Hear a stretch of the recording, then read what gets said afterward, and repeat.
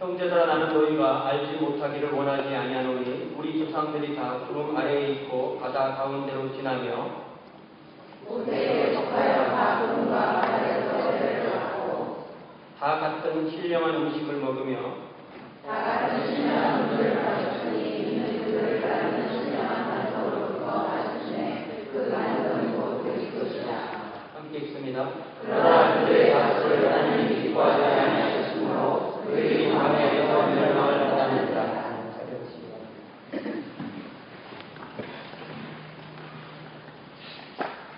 동양의 성현이라고 불리는 공자는 아주 배우기를 좋아하는 사람이었어요. 배우는 거를 치면, 배우고 공부하는 거 치면은 전 세계 역사에서 정말 두 번째로 들으라면 서운할 정도로 배우기를 좋아하는 사람이었어요. 근데 그가 말하는 배움이라는 것은 단지 지식을 의미하는 것이 아니라 사람으로서 어떻게 살아야 하는 그 인격에 관한 문제였어요. 참된 사람이 어떻게 하면 될 수 있는가? 인격과 품성에 관한 것에 더 초점이 맞춰져 있는 그런 배움이었습니다. 공자는 그렇게 열심히 배웠기 때문에 오늘날 인류의 스승으로 그렇게 많은 사람에게 좋은 본보기가 되고 있습니다. 공자의 말 중에 우리가 잘 기억하는 것 중에 하나가 만약 세 사람이 함께 길을 간다면 그 중에 나의 스승도 있다라는 말이 있습니다. 상대가 누구이든 간에 세 사람만 모여있다면 그 중에 내가 스승으로 나의 스승이 될 사람이 한 명은 있다. 그러니까 거의 모든 경우에서 다 배울 수 있다는 그런 얘기죠. 근데 이 말 뒤에 공자가 붙여놓은 말이 그 말을 해석을 뭐라고 했냐면 만약에 그들 중에 어떤 사람이 착한 일을 한다면 나는 그것을 따라서 본받아 배울 것이고 착하지 못한 것을 한다면 나는 그것을 나쁜 본을 나는 하지 않겠다라고 그렇게 말을 했습니다. 잘못하는 걸 보면 내가 반성해서 고치고 잘하는 것을 보면 본받겠다는 것입니다. 무슨 말이죠? 우리에게 있는 스승 중에 좋은 본을 보이는 스승도 있는가 하면은 나쁜 본을 보이는 스승도 있다는 것입니다. 아마 여러분도 제가 이런 말씀을 드리면 여러분의 생애 가운데 그분이 나에게 참 좋은 영향을 끼쳤어. 나의 선생님은 그분이야. 라는 사람이 생각나는 분들이 한 명도 안 떠오르면 분양인 거죠. 한 명이라도 떠오르십니까? 또 참 그 선생님은 참 나빴어. 내가 살면서 그렇게는 되지 말아야지 하는 그러한 예도 생각나는 경우가 있을 것입니다. 우리는 이런 면에서 좋은 사람에게는 좋은 걸 보고 나쁜 사람에게는 나쁜 걸 안 배우면 되는데 문제는 좋은 사람에게는 좋은 걸 안 배우고 나쁜 사람에게는 나쁜 것을 배우면 이게 참 문제가 됩니다. 나쁜 것도 전염될 수가 있습니다. 이런 면에서 우리는 우리 자신이 우리 자녀나 우리 주변의 또 삶의 환경이나 또 좋은 사람들과 함께 하면서 좋은 것을 좀 배우기를 원합니다. 그런 문제는 내가 좋은 사람들과 함께 하면서 좋은 것을 배우기만 원한다면 우리는 언제 빛과 소금의 역할을 할 수 있겠습니까? 우리가 좋은 것을 배웠다면 우리는 그렇지 않은 사람들과도 만나서 그들에게 좋은 영향을 끼치는 좋은 본보기가 되어야 할 것입니다. 우리가 지금 보고 있는 이 고린도 전서의 수신교회였던 고린도 교회는 말 그대로 종합병원이라고 불릴 정도로 문제가 많은 성도로 구성된 교회였습니다. 물이 안 좋은 거죠. 그 교회가 전반적으로 안 좋은 겁니다. 사도 바울은 이 편지의 10장을 시작하면서 그 교회가 가지고 있는 문제들을 구약시대 이집트에서 탈출한 이스라엘이 광야에서 생활하는 과정 중에 범한 죄들과 이렇게 그 죄들을 조목조목 열거하면서 고린도 교회의 경계를 삼고 있습니다. 그러니까 하나님의 은혜로 이집트를 탈출하여서 광야에 살던 이스라엘은 좋은 본보다는 나쁜 본이 훨씬 많은 회중이었습니다. 그러니까 우리가 출애굽기나 민수기 읽어보면 이 사람들 왜 이래 하면서 우리는 그렇게 되지 말아야지 하면서 나쁜 본을 거기서 보고 우리는 그렇지 말아야지 하는 본문으로 남아있다는 것입니다. 마찬가지로 고린도전서도 우리가 고린도전서를 읽으면 사도 바울이 고린도전서에서 지적했던 그 문제들을 보면서 이거 왜 이래 우리는 이러지 말아야지 하면서 나쁜 본을 보여주는 교회라는 것입니다. 그래서 우리는 그 고린도 교회라는 그 오명 때문에 제가 여러분에게 말씀드렸듯이 어느 교회도 새롭게 교회를 개척하면서 그 교회 이름을 고린도 교회라고 지은 교회를 저는 한 번도 못 봤어요. 아마 고린도에 있는 그리스의 그 고린도에 있는 그 교회 외에는 다른 교회들이 고린도 교회라는 이름은 안 짓는 겁니다. 그만큼 고린도 교회라는 그 말 자체가 오명입니다. 부끄러운 이름일 수밖에 없습니다. 그러면 저와 여러분은 어떻습니까? 우리 교회는 어떻습니까? 우리 교회는 베토르지 한인중앙교회는 이 인근에서 좋은 교회의 본봉입니까? 아니면 나쁜 교회의 본봉입니까? 아니면 저와 여러분은 이 인근에서 그리스도인으로서 다른 사람에게 좋은 본보기를 보이는 그리스도인입니까? 아니면 그렇지 않습니까? 우리를 하나님께서 하나님의 왕국의 백성이요 또한 세상을 향한 제사장으로 부르신 것은 우리를 이 다른 인근 교회와 또한 이 세상에 좋은 본을 보이라고 우리를 부르신 것으로 믿습니다. 사도 바울이 간곡한 어조로 고린도 교회를 향하여 전하는 이 한 편의 설교, 이제 한 단락이 13절인데 이게 좀 길어서 오늘은 5절까지 보겠습니다. 그래서 이 고린도전서 10장 1절부터 이 5절 사이에서 광야에서 라는 제목으로 말씀을 함께 나누겠습니다. 우리 인생은 흔히 우리가 부른 찬송처럼 광야에서의 삶으로 비유가 됩니다.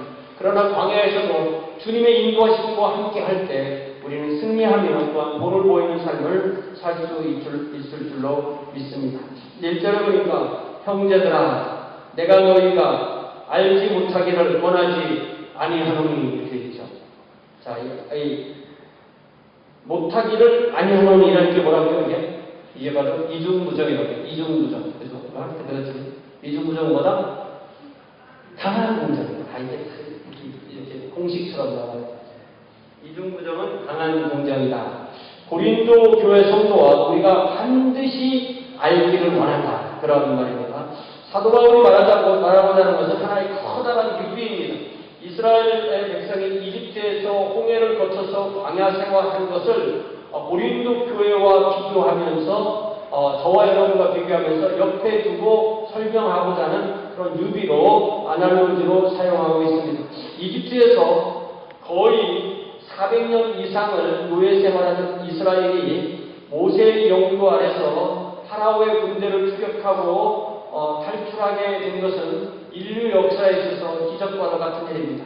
뒤에는 파라오의 군대가 전문 군인들이 병거를 타고 600명이 말과 함께 그들을 추격하고 앞에는 이제 홍해가 이렇게 가로막고 있기 때문에 앞으로 가면 바다요 뒤로 가면은 이 군인들에게 그 추격을 당하고 잡혀서 죽을 그 입장에서 이스라엘은 간절히 하나님께 기도했냐면 그렇지 않고 모세를 원망했습니다. 뭐라고 원망했죠?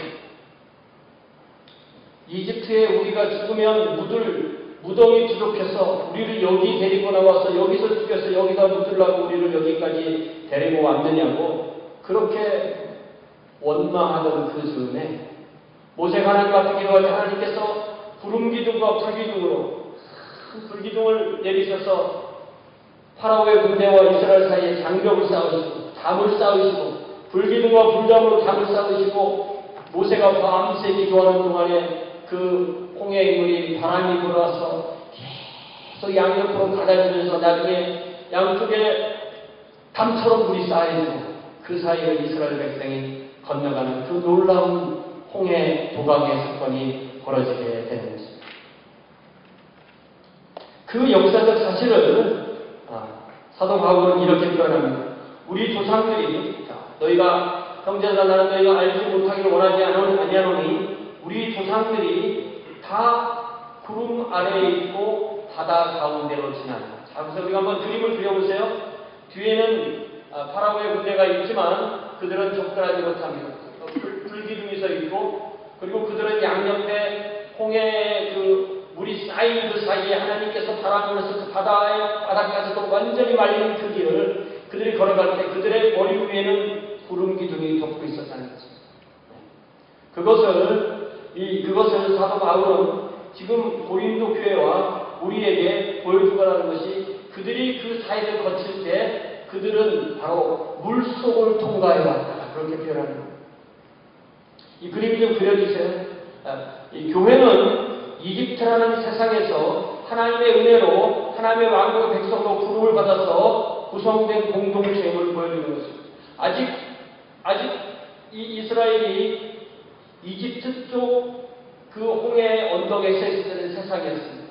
그러나 그들이 그 바다를 통과해서 다른 편 언덕에 올라섰을 때 그들은 하나님의 왕국이요 하나님의 백성이요 하나님의 제사장이 되었다는 것을 그들에게 보여줍니다. 그 사이에 통과하는 것이 그들이 죽을 수도 있는 그 하나님을 신뢰하지 못하고 그 바다의 물이 합쳐진다면 그들은 죽을 수밖에 없는 그 바다 속으로 발길을 옮기는 것. 이것은 무엇을 상징할까요? 2절에 보니까 모세에게 속하여 다 구름과 바다에서 침례를 받았다. 이건 세례는 아닙니다. 침례가 훨씬 더 납니다. 그렇죠. 그들은 다 모세에게 속하였다는 것입니다. 모세의 영도력 아래, 모세의 지도력 아래 모세를 따랐다는 것입니다. 그래야 그들은 구름이 그들의 위를 덮고 바다가 그들의 좌우의 벽이 되는 그 침례를 받았다는 것입니다. 그러므로 이 의미에서 모세는 예수님을 상징합니다. 구름과 바다 속에 있는 것은 온몸을 물에 담그는 침례를 상징합니다.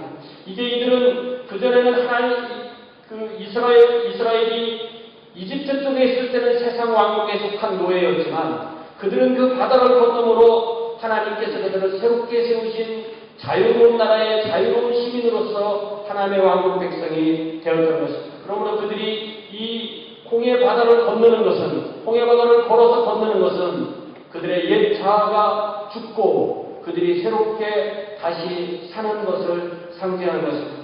우리가 이 홍해 바다에 이들이 그 발을 들여서 그들이 걸어가기 시작할 때 그들은 예수님과 함께 죽는 것을 상징하고 그들이 그 바다를 통과해서 걸어가는 동안은 그들이 예수님과 함께 장사된 것을 상징하고 그들이 이제 그 바다의 건너편에 올라섰을 때는 그들은 예수님의 부활과 하여서 새로운 그런 교회가 된 것을 상징하게 되는 것입니다. 마찬가지로 우리 몸이 침례의 물속에서 나왔을 때 우리는 예수님과 부활하여서 이제는 더 이상 사탄의 왕국의 백성이 아니라 하나님의 왕국의 백성으로 새롭게 되는 것입니다. 지금 사도 바울이 말하고자 하는 것은 고린도 교회나 우리 베드로의 한 중앙교회나 그 누구라도 예수 그리스도를 구주와 주님으로 믿고 하나님과 자녀가 된 그 사람은 성령의 침례를 받고 또한 그 성령의 침례를 상징하는 물 침례를 받을 때 그들은 사탄의 왕국으로부터 상징되는 이집트에서 노예로 살던 이스라엘이 이제 모세의 인도 가운데 홍해를 건너서 구름과 물 사이에서 침례를 받아서 하나님의 백성이 된 것 같은 그러한 새로운 존재가 되었다는 것을 이렇게 설명하는 것입니다. 사도 바울은 성도가 일생에 단 한 번 받게 되는 이 성령의 이 침례를 이 성례를 통하여서 우리가 토롤리 분명하게 세상 왕국에서 하나님의 왕국으로 변했다는 그것을 상징하는 것으로 그 침례로 설명해 주는 것입니다. 이처럼 성도는 일생에 단 한 번 이 침례라는 이 성례를 받습니다. 이 침례라는 성례를 받음으로써 이제 그걸 통하여서 그가 예수님과 하나가 되었고 예수님의 죽으심과 하나가 되고 예수님의 장사와 하나 되고 예수님의 부활과 하나 되어서 이제는 하나님 앞에 새로운 존재가 되었다는 것을 침례를 통해서 드러내게 되는 것입니다. 그러므로 침례는 우리가 생애 동안에 한 번 받는 것입니다. 평생에 한 번 받는 것입니다. 그러나 우리가 평생에 가능하면 자주 받는 성례가 또 있는데 그 성례는 뭐죠? 주의 만찬입니다. 주의 만찬. 우리가 다음 주일에 하는 주의 만찬, 가능하면 우리가 교회 오실 때 받는 그 주의 만찬은 우리의 성도의 삶이 계속하는 동안 계속되어지는 주의 만찬. 그러므로 이제 3절에서는 사도 바울은 주의 만찬에만 설명을 하고 있습니다. 3절에 보니까 다 같은 신령한 음식을 먹었다. 이스라엘 먹은 신령한 음식은 무엇일까요? 이스라엘은 이 홍해를 건너고 난 뒤에 시나이 광야에서 농사를 지을 수가 없는 환경이기 때문에 그들이 가나안 땅에 정착하기까지 40년 동안 광야에서 하나님께서 매일 내려주시는 만나를 매일 거두는데요. 일요일부터 금요일까지는 매일 거두는데 금요일 날은 그 다음 안식일 때까지 이틀분을 얻어서 40년을 살게 됩니다. 그러니까 매일 만나를 거두고 또 만나 먹기가 너무 힘들다고 그러니까 하나님께서 고기를 달라고 원망할 때 메추라기도 주시고 하셔서 이렇게 만나와 메추라기를 40년 동안 먹습니다. 여러분 집에 혹시 남자분들 똑같은 음식 두 번 차려주면 못 드신 분 있으세요? 네. 나는 열흘분 굶으려면 열흘 동안 먹는다 이런 남자들이 있는가 하면은 나는 똑같은 건 2끼 이상 못 먹는다 그런 분이 있을 거예요. 그죠? 자, 이 만나 메추라기를 며칠 먹었다고요? 나흘? 넉 달? 4년? 40년을 먹는 겁니다. 어느 영화에 군만두만 계속 먹는 얘기 나오죠? 그러나 이 신령한 음식, 하나님이 주신 음식을 먹지 않았다면 아마 하루 이틀 얼마 안 돼서 이들은 탈진하고 죽었을 것입니다. 사도 바울은 이스라엘이 광야에서 먹은 이 만나와 메추라기를 신령한 음식, 하늘에서 내려온 음식으로 말함으로써 우리가 성만찬에서 떼는 떡, 예수 그리스도의 몸을 바로 우리가 먹는 것을 이렇게 상징하고 있는 것입니다. 구약 이스라엘이 홍해에서 침례를 받고 만나를 먹는 광야 교회가 되었듯이 고린도 교회나 우리 교회도 역시 삼일체 하나님, 성부 하나님, 성자 하나님, 성령 하나님의 이름으로 침례를 받고 주님의 몸을 받는 성만찬에 참여하는 그런 교회가 되었다는 것을 상징하는 것입니다. 우리 주님의 몸이 십자가에서 깨뜨려지심으로 우리 죄에 대한 온전한 구속의 생명이 되심으로 구속의 희생물이 되심으로 우리는 성만찬을 받을 때마다 우리가 주님의 은혜 가운데 있다는 것을 다시 한번 체험하고 되새기게 됩니다. 우리 주님께서 받아 먹으라. 이것은 너희를 위한 내 몸입니다. 그것을 받아 먹을 때마다 우리는 주님의 몸을 받아 먹으며 주님께서 영원한 세웠냐고 우리를 주님의 마음과 백성으로 삼으시고 우리를 주의 은혜로 주의 말씀으로 주의 성령으로 길러주시는 것을 체험하게 되는 것입니다. 성만찬에 우리가 받는 것이 두 가지가 있죠. 하나는 떡이고 그 다음 뭐죠? 포도주죠. 그걸 어떻게 말하는지요? 4절에 보니까 다 같은 신령한 음료를 마셨으니 이는 그들을 따르는 신령한 반석으로부터 마셨으니 그 반석은 곧 그리스도시다. 이스라엘은 광야에서 종종 마실 물이 없을 때 모세가 지시하는 반석으로부터 나오는 물을 마시고 가축들도 역시 그 물을 통하여서 생명을 풍성하게 하였습니다. 사도 바울은 이제 이 유비를 확장하면서 생수를 내는 그 반석은 이스라엘이 이동하는 곳에마다 있는 그 반석에서 낸 것이 아니라 이스라엘이 이동할 때 그 반석이 이스라엘을 따라다녔다고 말합니다. 반석이 살아있어요? 살아있지 않죠. 그렇기 때문에 그 반석이 살아있는 반석, 그들을 위하여 따라다니는 반석이 되려면 그 반석은 그들을 따라다니는 그리스도라고 그렇게 표현하고 있는 것입니다. 그러니까 광야에서 이스라엘은 그리스도를 섬기는 광야 교회였다는 것입니다. 하나님께서 내려주시는 만나를 먹고 또한 그리스도께로부터 오는 생수를 마시는 광야 교회였다는 것입니다. 우리는 주님께서 계신 곳으로 가지 않고 우리가 예배하는 그곳에 주님이 계신 것을 믿습니다. 내가 가는 그곳에 주님이 계시다는 것은 내 안에 주님이 계시고 우리 예배 공동체가 함께 할 때 주님께서 따라오시기 때문에 우리를 따라오시기 때문에 우리가 여기서 주님께 예배를 드리는 줄 믿습니다. 주님께서 이곳에 계시지 않다면 우리는 그때 그곳으로 가야 되지만 주님께서 지금 이곳에 계시다면 우리와 함께 하셔서 우리에게 양식을 주시고 우리에게 생수를 주신다면 우리는 지금 이 자리에서 주님께 예배하는 줄로 믿습니다. 그렇게 이스라엘을 따라다니시는 그리스도, 그렇게 고린도 교회와 함께 하신 그리스도, 그 주님께서 우리와 함께 하신다는 것을 이렇게 표현하고 있습니다. 우리가 어디든 간에 언제나 우리 주님께서 우리와 함께 하시기 때문에 우리 주님께서 우리에게 생명을 주시고 우리의 죄를 구하시기 위해서 흘리신 보혈의 생명수를 우리가 마심으로 우리는 하나님 앞에 하나님의 은혜 가운데 살게 하는 것입니다. 그래 우리가 성찬의 예식에서 마시는 포도주는 우리를 흘리신 주님의 보혈을 상징하게 됩니다. 오늘 우리가 이 자리에서 또한 주님을 그렇기 때문에 예배하게 되는 것입니다. 그런데 5절에 보니까 뭐라고 해요? 그러나. 이 그러나라는 말이 나오면 이야기가 확 바뀌는 겁니다. 항상 이야기가 확 바뀌어요. 그러나 그들의 다수를 하나님께서 기뻐하지 아니하셨으므로 그들이 광야에서 멸망을 받았느니라. 이게 무슨 말입니까? 하나님께서 그들 대다수를 기뻐하지 않으셨다는 것입니다. 하나님께서 모든 것을 쏟아부어서 그들을 구원하셨지만 결과적으로 하나님께서 그들의 대다수를 기뻐하지 않았다는 것입니다. 이스라엘은 광야 40년 동안 하나님의 마음을 아프게 하였습니다. 원래 하나님께서 그렇지만 이스라엘을 40년 동안 광야의 그 계획을 가지고 그들을 불러내신 게 아니었습니다. 이스라엘이 시내산까지 와서 하나님 앞에 하나님의 백성으로 계약을 맺게 됩니다.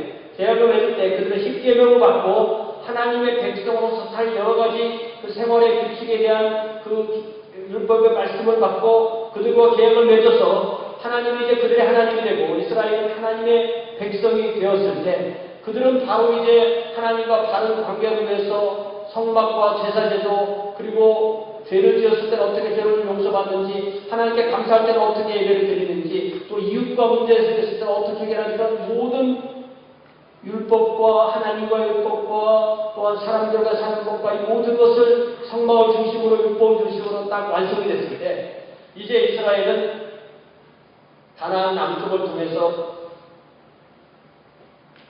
가나안 땅 하나님께서 약속하신 젖과 꿀이 흐르는 그 땅으로 올라가면 될 지점에 이르렀습니다. 그때까지 약 한 1년 반 정도 지연했어요. 들어가면 됩니다. 그런데 이스라엘 백성이 그 지점에 딱 와서 안 가겠다는 거예요. 못 가겠다는 겁니다. 두렵다는 겁니다.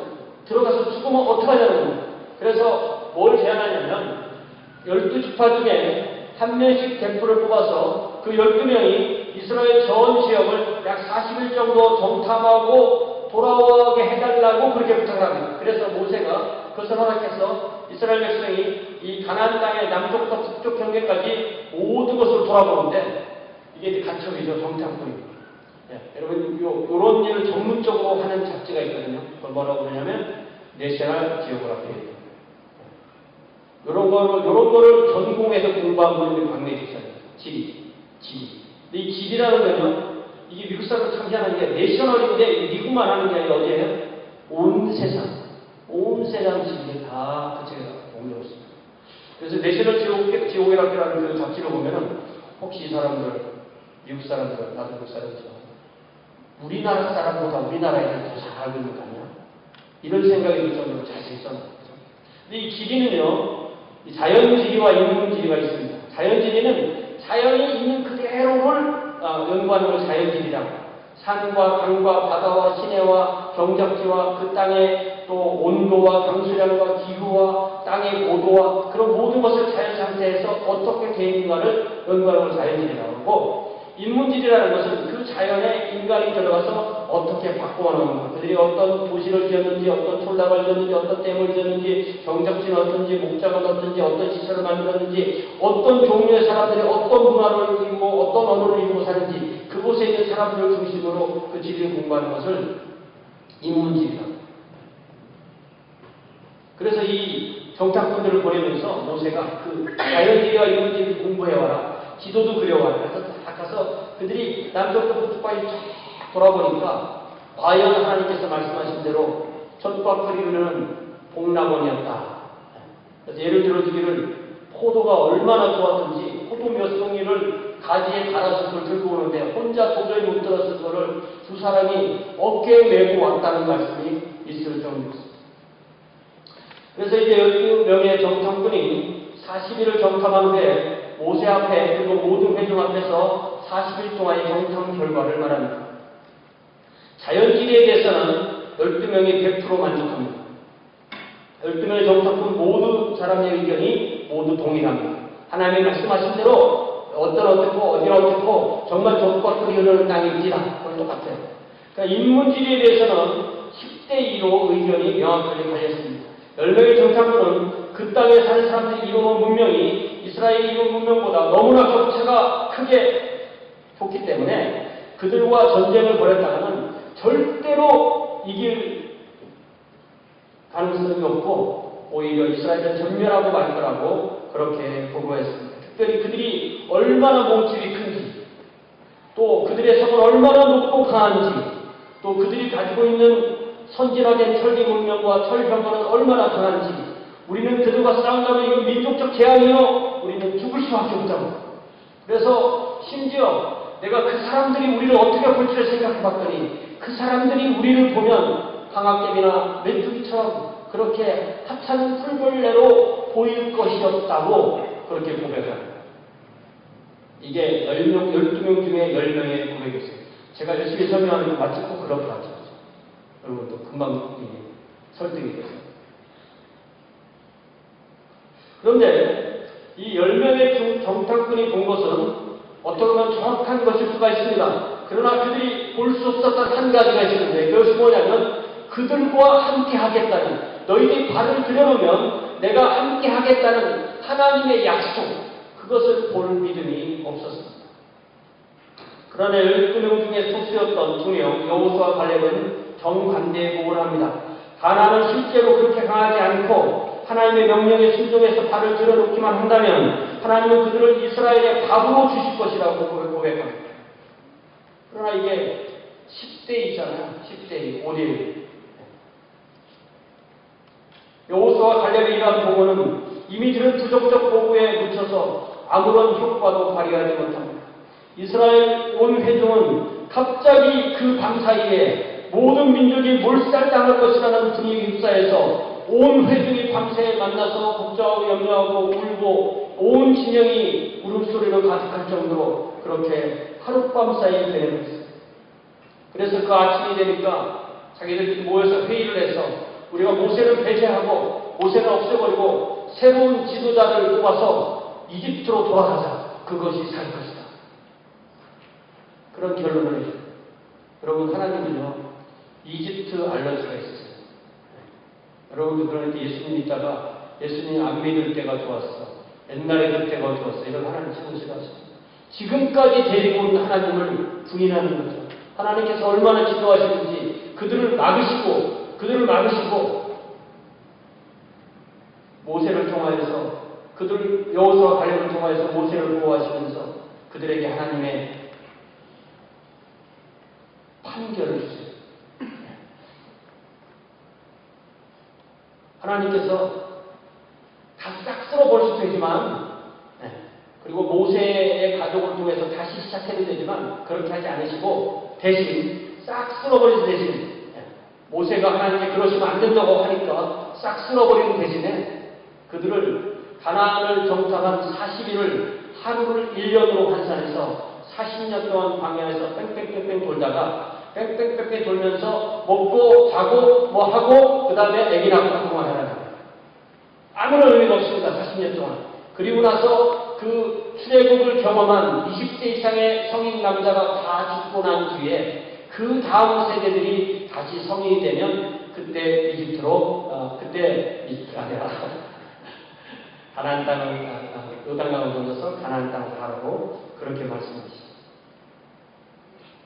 그래서 60만에서 오직 2명 여호수아가 갈렙만 빼놓고 모든 사람들이 광야에서 그들의 대다수가 그러니까 죽게 되는 것입니다. 심지어 모세도 들어가지 못하죠. 모세는 물론 모세도 하나님과 불순종한 것이 있었지만 하나님께서 이스라엘 민족과 모세가 가진 그 애증의 관계, 그것을 붙들고 모세도 회중의 편에서 있게 하라고, 마지막에 그가 가나안 땅이 보이는 느보산이라는 그 여러 산이 있는 곳에서 비스가 봉우리가 제일 높았었는데 그 비스가 봉우리에 올라가서 가나안 먼 곳까지 바라보고 그 다음에 그곳에서 만족하고 죽게 하십니다. 여러분, 이런 말씀을 들으면 좀 궁금한 게 있죠. 저는 여기서 궁금한 게 뭐냐면, 이스라엘의 대다수에 속하는 백성들이 불순종 가운데서 신의 광야에서 40년을 거의 혼종생활하면서 먹고 자고 자녀를 낳아 기는 그 60만은 구원받은 백성일까요? 아니면 지옥갈 백성일까요? 이거 궁금하잖아요. 60만에서 하나님의 교회로 출애굽을 체험하고 예수님을 믿고 침례를 받고 성찬에 참여하고 했던 이 사람들이 불순종해서 60만이 다 몰살됐다면 이 사람들은 구원받은 백성입니까? 아니면 구원 못 받은 백성입니까?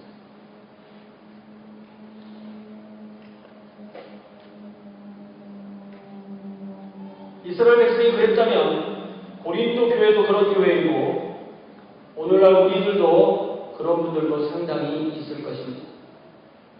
그렇다면 그 이스라엘 광야에서 멸망한 그 백성들 지금 현재 이 편지를 받는 고린도 교회 아니면 대다수의 많은 교회들처럼 이들은 안타깝게도 미성숙한 성도, 주님 안에서 어린아이와 같은 성도, 아직 육적인 성도를 상징한다고 육적인 성도라고 그렇게 저는 믿습니다. 분명히 구원을 받아서 하나님의 자녀가 되었지만 아직 하나님께서 원하시는 성숙한 성도가 되지 못한 분들을 우리는 분명히 알고 있고 나 자신도 그런 면이 있다는 것을 알고 있습니다. 또한 이미 성숙한 성도라고 해도 어떤 부분에 있어서는 미성숙한 부분이 있다는 것도 우리는 압니다. 사도 바울이 고린도 교회와 그리고 우리 교회를 주시는 말씀은 아니 사도 바울을 통해서 하나님께서 주신 말씀은 너희들도 그렇기 때문에 포기해라. 60만에 2명만 성숙한 성도 됐으니까 너희들도 포기해라. 2명에 속할 가능성은 거의 없다. 성숙한 성도는 되기는 꿈도 꾸지 말아라 하는 것이 아니죠. 그럴 것 같은 이 말씀을 하고 있습니다.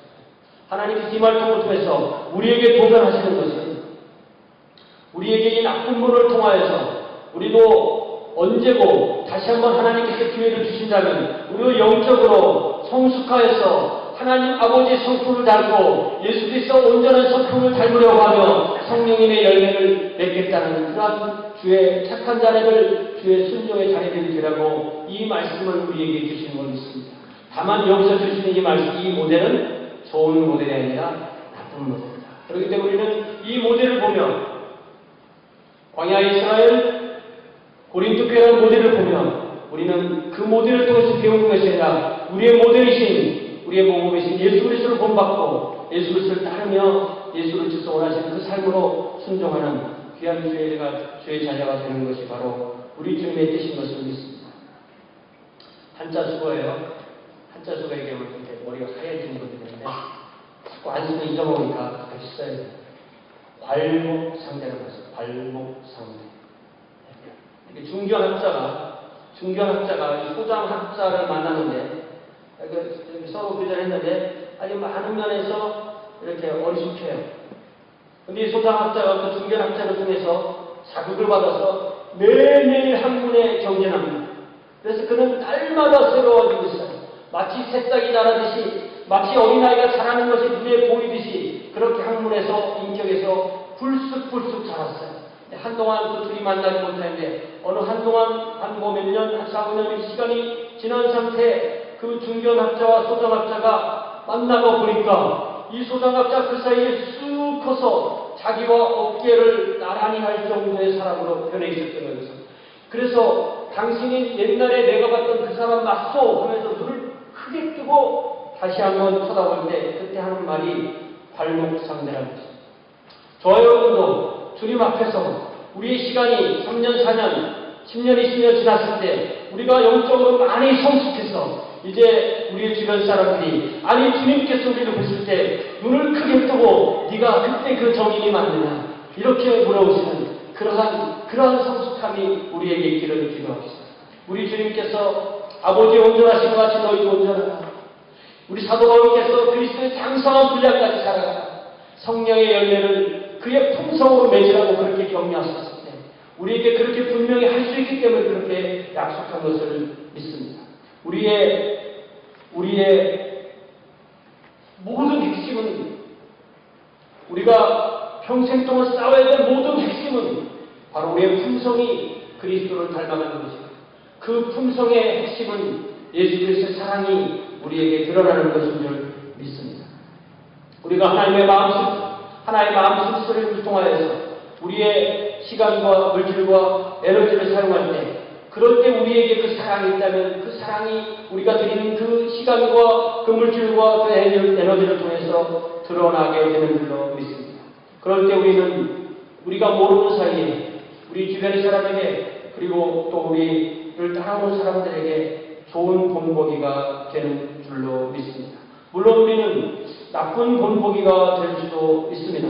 그러나 우리가 스스로 좋은 본보기를 따르려 하고 나쁜 본보기는 다시 주님 앞에 고백하고 자백하고 회개할 때 우리는 점점 좋은 본보기가 되고 우리를 통하여서 예수 그리스도의 향기가 드러나는 그러한 주의 자녀들이 되는 것을 믿습니다.